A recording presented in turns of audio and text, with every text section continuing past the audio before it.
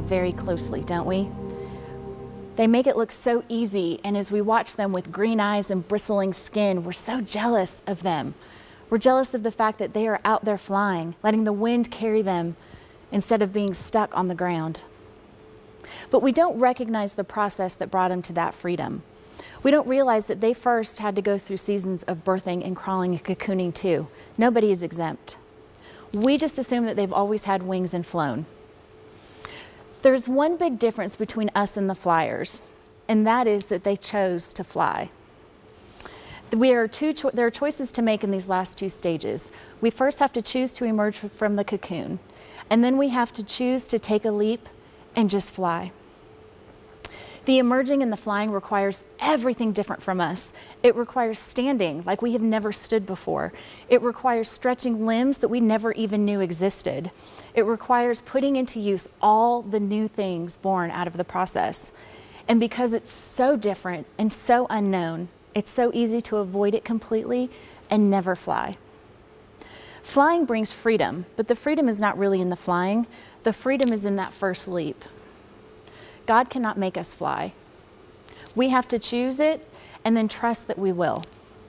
Paul had to trust that Jesus had equipped him with everything he needed to carry on the movement that was started just years before. Moses had to open his mouth and rebuke Pharaoh even though he was scared to death.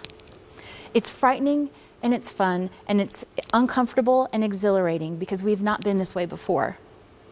But when we allow God to bring us through a metamorphosis, a complete transformation, we are free to fly, like Paul, who turned the world upside down with his message, like Joseph, who flew in reconciliation and complete restoration, like Esther, who brought salvation and acceptance to her entire people, like John, who gave us a complete revelation of Jesus Christ.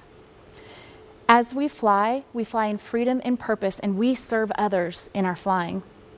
Christ served the world, Esther served the Hebrews, Paul served the Jews and the Gentiles, Joseph served his family and the Egyptian nation, Moses served the Israelites, David served his own people, the disciples served the church, and Abraham served every future generation.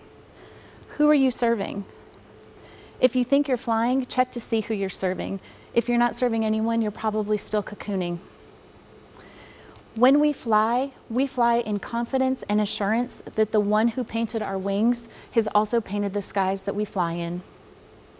Embracing a life of becoming is to embrace the ebbs and flows, the ups and downs, the entire cycles of transformation, and the pain of being in process. Embracing a life of becoming is giving yourself permission to be exactly where you are in whatever stage that you're in, without angst or impatience or frustration, knowing that another piece of the transformation process is just around the corner. It's seeing your current situation with 12-2 vision, being transformed from a caterpillar into a butterfly from the inside out, and knowing that where you are is not where you're going. It's realizing that it's not just okay, it's normal, and everyone else is going through it too. And it's by divine design.